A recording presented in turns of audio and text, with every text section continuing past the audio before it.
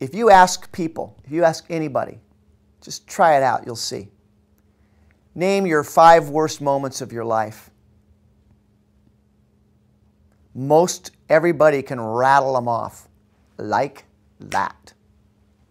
And then you say 5 happiest moments of your life. Most people struggle at coming up with 5.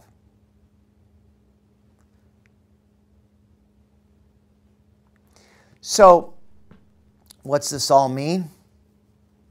Well, that certain emotions are easier to access. Whether you fall into those general categories or not doesn't matter. In fact, forget the men, women. You. Every one of you has certain emotions that are easier to access than others. That's not good or bad, it just is.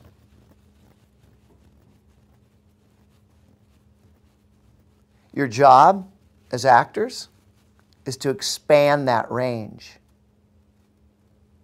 Your jobs, you know, if anyone in here has ever suffered from depression, I have. I've been really depressed a few times. I mean, really depressed. That's a pretty one-note guy. That's the problem. All I see is dark clouds and gray, right? So, accessing top of my joy, that's how crippled my instrument is at this point. You understand? But when you get balanced out, the pendulum swings, well then I have more access to both sides of that pendulum.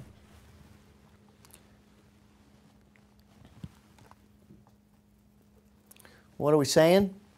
Well, I'm just saying that certain emotions are certainly easier for us. Certain emotions for each one of us are easier to access than others. Some people, I'll give you another example. Years ago, I have a very good friend of mine who works with people who are addicted. And he said, I'll never forget this, he goes, oh my God. He goes, give me a crackhead, give me a meth head, give me a coke head any day over a pot head. I said, what? And he goes, oh, fuck. He goes, potheads, see, it's so insidious, that drug. It's so slow. You can get high and walk through life and still do your job and pay your bills and have a girlfriend and, you know, you just can. Meth, blow, all these other things, you're going to be in the gutter in about 3 months. There's no question that the house is on fire and it's fucking burning down. No question. But with pot, you can cruise along, you can get by, you can cover, you can go in neutral. It's not really that bad. And after a while, you forget what life's really supposed to be like. You forget. It's such a slow erosion of your brilliance, such a slow closing of your focus, of your emotions. There was a student in Melissa's class, one of our first classes, my first classes when I came down here. What am I saying? The first class. And wonderful kid, biggest pothead I'd ever taught. Whatever, dude. Had the hat like this. I go, take your fucking hat off when you walk in.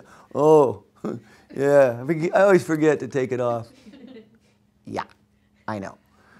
I'm having trouble preparing. I'm having trouble focusing and preparing. Yeah, I know. I don't really, hard to get emotions going. I have trouble, getting emotions going. Yeah, I know. Yeah. You see, and he's a great kid. He's a great kid. He's not a shitbag. He's not a loser. But his instrument has been so slowly polluted for so long that he doesn't know, he hasn't felt the slide. It's so subtle.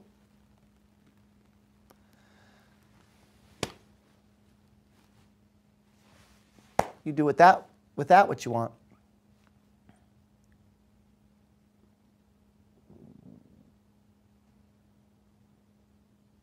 the teaching point is just simply that if you want to be an actor, if you really do, you need to embrace the fact that you are entering the most competitive profession on the planet. I think the music industry might be a tie. I've always said, though, I swear, this is the truth. If I was a talented musician, fuck, there's no comparison. I'd rather be a talented musician than a talented actor any fucking day. Any fucking day. I guarantee you I'd make it, because I'd sit on some street corner and bang that thing until somebody noticed. No one wants to watch you do a monologue on Union Square. They're going to go, get out of here, dude.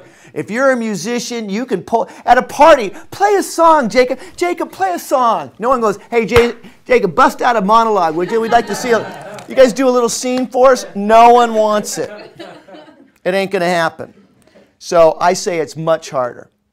I believe that from the bottom. When I'm in New York City or any place where, I was in Florence, Italy one time, not to name drop, my one and only time, but I'm telling you, I was in a little cafe one evening with a buddy of mine, and we heard a saxophone echoing through, I'm talking about in the heart of Florence. It's crazy, beautiful, right?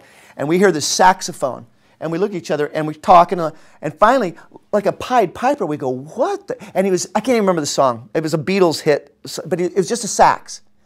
And we got up from our plane. We go, let's, we had to go find this guy. And we walked and we walked and we came around a corner, and there was this guy sitting there in a sax in a 1,000-year-old piazza, whatever they're called, with a huge crowd around him, standing around in awe of his enormous talent. And it just was the most beautiful, magical, of course.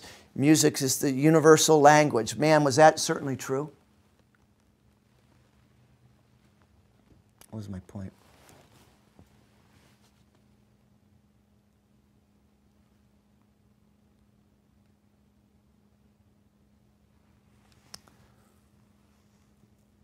I got off on the tangent. The point was that you're in a very competitive business, as competitive as the music business. Even more so, in my opinion. And if you really want to do this, you are the saxophone. You're the piano. You're the instrument. And your job is to make that instrument as interesting, rich, multidimensional, empowered, fascinating, wide open, available, with range.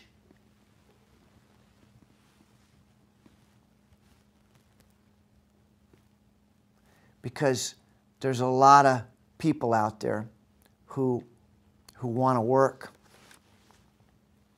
who are willing to do all those things, to get that instrument that expanded, healthy, empowered, etc. You know, these Hawaii trips, I don't know if any of you followed the blogs from the last group. Do, don't, whatever. But I can tell you that our purpose in taking these people over there, well, we call it an intensive retreat for a reason. Intensive retreat. From 5:30 in the morning till 9 o'clock at night, we're working with them. And we certainly are teaching acting, auditioning, the business, the marketing, all 6 hours a day of teachings. But it's intensive retreat. We're also spending time just as valuable and important dealing with this thing, to get them as cleaned up, healthy, empowered as possible, so that as they go forward in pursuit of their dream,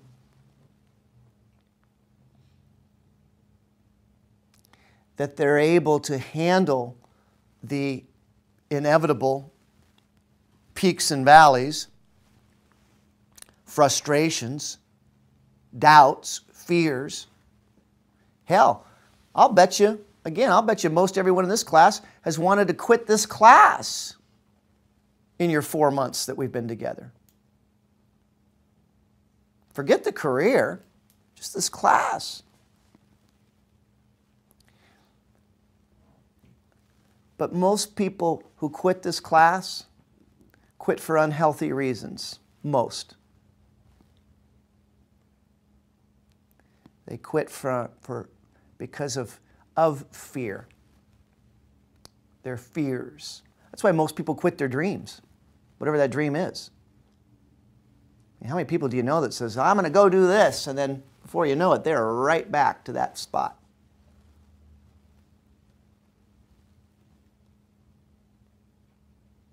So this is all on the question of how come anger? How come that's so easy? That's the easiest emotion for most of us to access. It is. But unless we want to play just angry psycho guy every time, you know, that it's our job to be able to not only access those things, but be those things. Anyway. Okay. Please! You're not listening to me!